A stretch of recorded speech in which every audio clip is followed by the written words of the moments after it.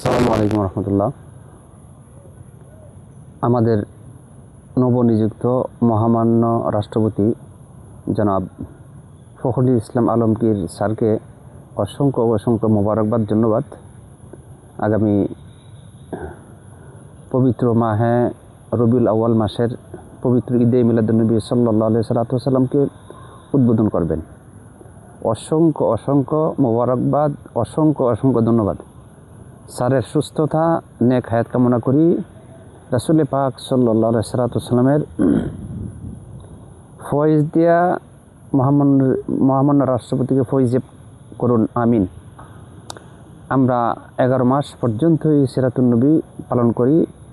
রবিউল আউয়াল মাস আসলেই মিলাদুন্নবী পালন করব ইনশাআল্লাহ। যারা মিলাদুন্নবী পালন করতেছেন, আশা করি কিয়ামত পর্যন্ত করবেন। আবারও মহামান্য রাষ্ট্রপতি জনাব ফখরুল ইসলাম আলমগীর স্যারকে অসংখ্য মোবারকবাদ। আসসালামু আলাইকুম রহমতুল্লাহ।